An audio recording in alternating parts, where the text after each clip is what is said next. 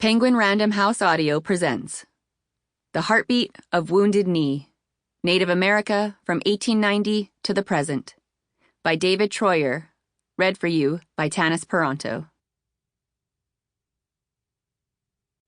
In Memory, Robert Treuer, Sean Farlander, Dan Jones. For Elsina, Noka, and Benet, as always and forever. Prologue. This book tells the story of what Indians in the United States have been up to in the 128 years that have elapsed since the 1890 massacre of at least 150 Lakota Sioux at Wounded Knee Creek in South Dakota. What we've done, what's happened to us, what our lives have been like. It is adamantly, unashamedly, about Indian life rather than Indian death. That we even have lives, that Indians have been living in, have been shaped by, and in turn have shaped the modern world, is news to most people.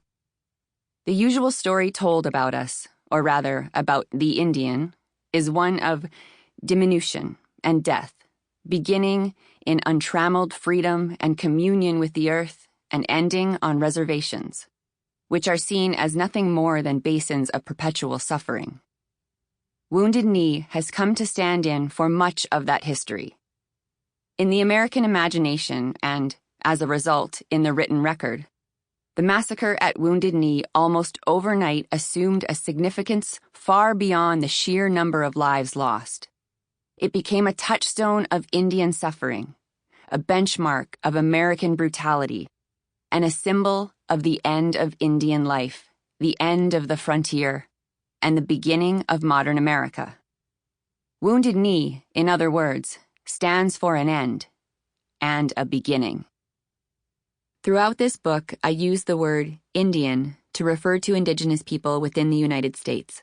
I also use Indigenous, Native, and American Indian. These terms have come in and out of favor over the years, and different tribes, not to mention different people, have different preferences.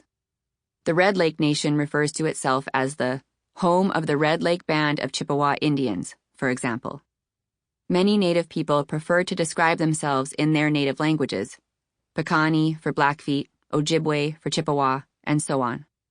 My own choices of usage are governed by a desire for economy, speed, flow, and verisimilitude. A good rule of thumb for outsiders: ask the Native people you're talking to what they prefer.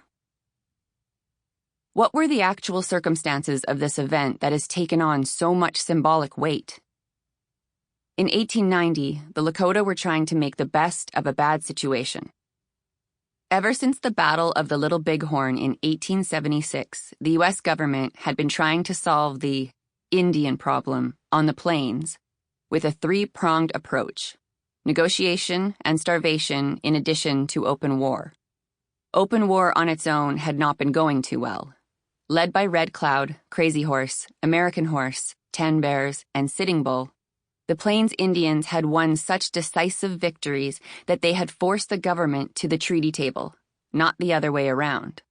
This resulted in the Second Treaty of Fort Laramie in 1868 and secured a large homeland for the Lakota in southwestern South Dakota and northern Nebraska. But the terms of the treaty were violated by the United States shortly thereafter, when gold was discovered in the Black Hills. In response, the Lakota attempted to throw out the gold seekers and enforce the terms of the treaty. This is what led, directly, to the Battle of the Little Bighorn, where Custer and the 7th Cavalry were wiped out.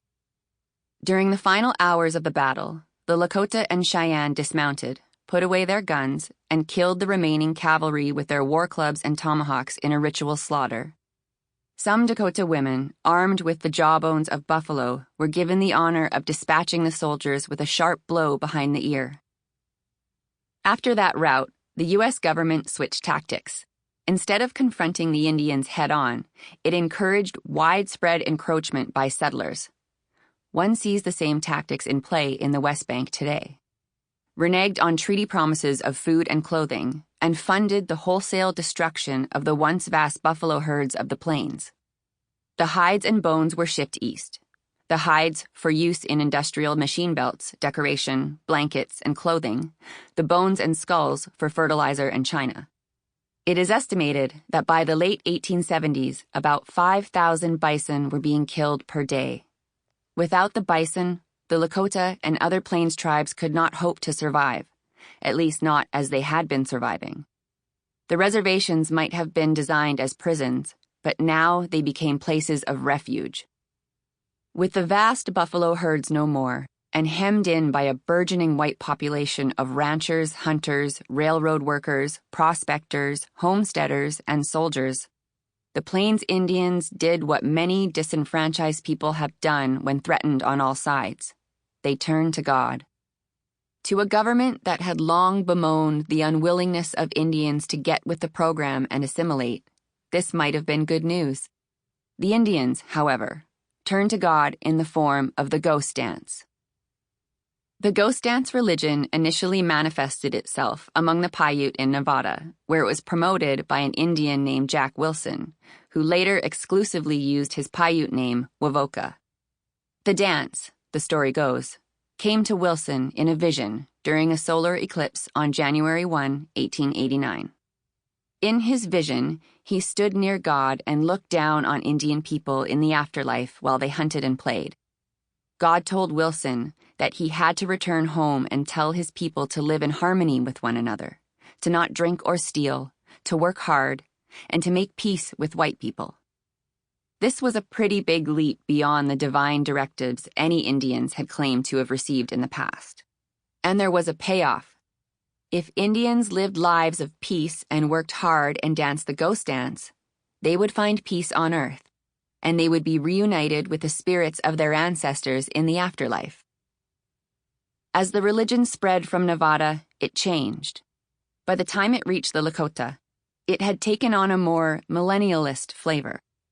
If they did the ghost dance the right way and lived by its precepts, the Lakota believed not only would they find peace in this world and the next, but all the white people would be washed away and the new world return to its Edenic state.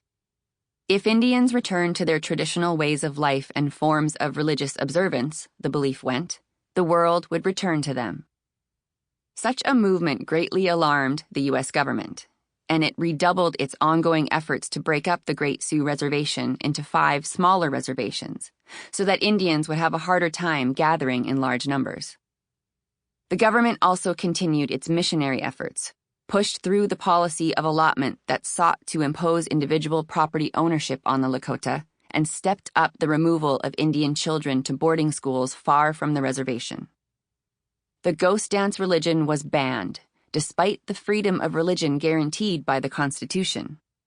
Indians were 34 years away from citizenship, in any case, and government troop presence on the Pine Ridge Reservation was increased.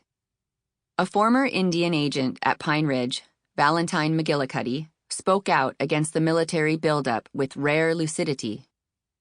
The coming of the troops has frightened the Indians.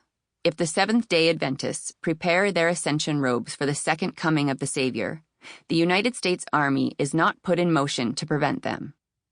Why should not the Indians have the same privilege? If the troops remain, trouble is sure to come. Trouble came. Sitting Bull, the famous Hunkpapa Lakota chief who had led his people to victory against the U.S. military during the Indian Wars, and who, with help, wiped out Custer's 7th Cavalry at the Little Bighorn, had returned to Standing Rock after formally surrendering to government forces in 1881 and touring with Buffalo Bill's Wild West show for most of the next decade. The Indian agent at Standing Rock, James McLaughlin, was afraid that Sitting Bull would use his considerable influence to promote the ghost dance, and therefore issued an order for his arrest on December 15, 1890. A scuffle ensued, and one of Sitting Bull's followers shot an Indian police officer, Bullhead, as he was trying to force the chief onto his horse. Bullhead, in turn, shot Sitting Bull in the chest. Red Tomahawk, another police officer, raised his rifle and shot Sitting Bull through the head. Afraid for his life and the life of his band, Spotted Elk, also known as Chief Bigfoot, left Standing Rock Reservation with 350 followers around December 20th, headed for the sanctuary of Pine Ridge at the invitation. Sample complete. Ready to continue?